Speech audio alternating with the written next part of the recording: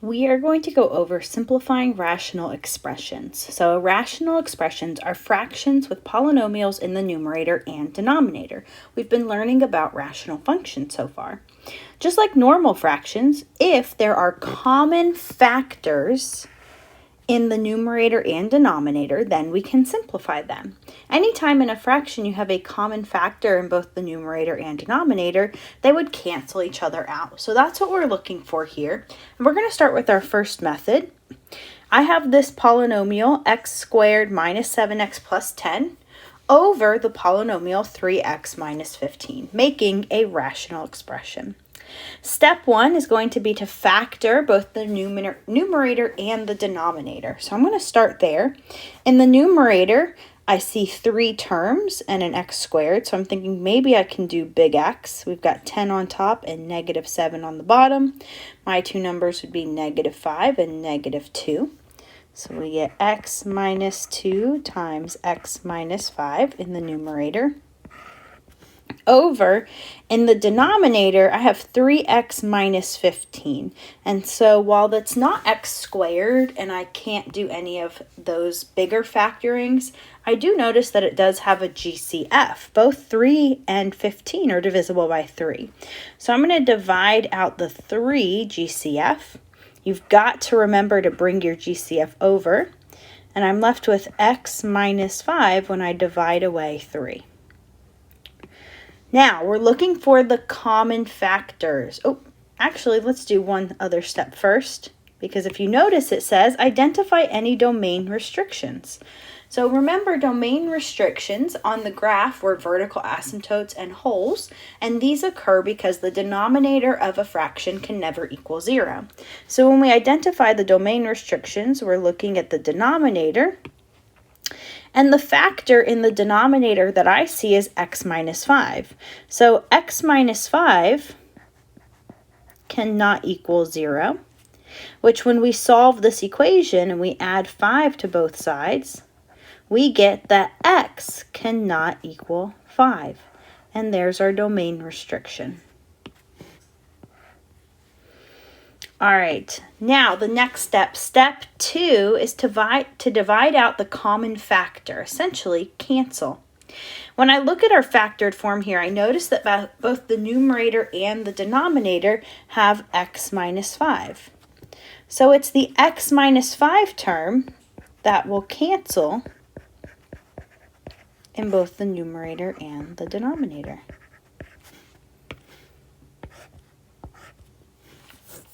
And finally, the last step is to just rewrite it without the terms that cancel. So we're going to leave off x minus 5, and I get x minus 2 over 3.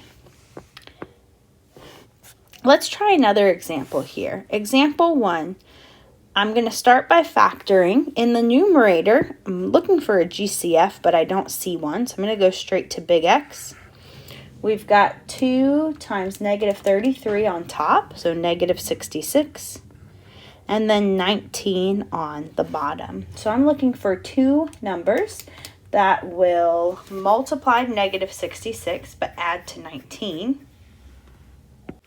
And so those numbers would be 22 and negative 3. 22 minus 3 is 19.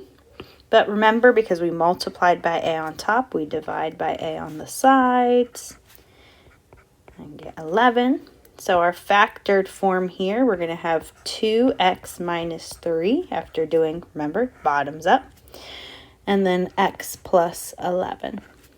Divided by, in the denominator here, I'm looking for a GCF. Both 4 and 44 are divisible by 4. So we're going to factor that out, and I get 4 times x plus 11. Now, before we go to cancel, we want to look for the domain restrictions now, because if it cancels, a lot of times we forget about it. So you always want to look before you cancel. I see one factor in the denominator, that's the x plus 11. So we know for our domain restriction, x plus 11 cannot equal 0. So we're going to solve this by subtracting 11 from both sides, and I get that x cannot equal negative 11. There is our domain restriction. So that's part of our answer. Then we can look back to the fraction and look for the factors that cancel. X plus 11 is in both the numerator and denominator, so those will cancel. And we're left with 2x minus 3 over 4. Now you can just choose to box both of these on your paper, or sometimes we like to write right next to it. And also remember, x cannot equal negative 11 is the domain restriction.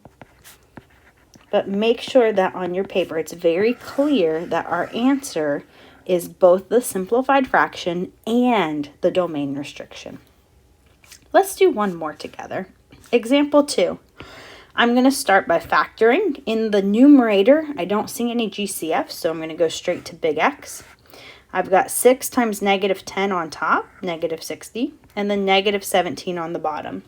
Two numbers that would multiply to negative 60 but add to negative 17 would be negative 20 and 3. But because we multiplied by 6 on top, we must divide by 6 on the sides. And these sides will simplify, so 3 over 6 is 1/2. And then negative 20 over 6 would be negative 10 over 3. So our factored form here, doing bottoms up, we'd get 2x plus 1 times 3x minus 10. Remember, bottoms up, bottoms up. In the denominator now, when you look at this, notice that it's x squared, but it only has 2 terms. So often this will be a sign that we can do dots, the difference of 2 squares factoring method. When you do dots, write your 2 parentheses. You've got 2 factors because it's x squared. Take the square root of the first term. So the square root of 4 is 2, and the square root of x squared is x. So 2x goes first in both parentheses. Always the signs are opposite. One is plus and one is minus. And then the square root of the second term, the square root of 1, is 1. So we put that right in there. Now before I move on, I'm going to look for my domain restrictions. These come from the denominator. So we've got 2x plus 1 cannot equal 0, and 2x minus 1 cannot equal 0. I'm going to go ahead and solve each of these. So subtract over the 1, and then we're going to divide by 2. So x cannot equal negative 1/2. That would be a restricted value. And then over here,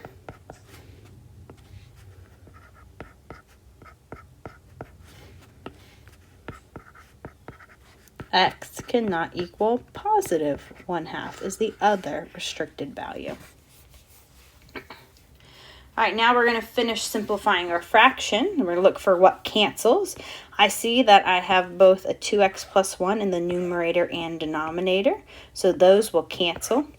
And we're left with 3x minus 10 over 2x minus 1.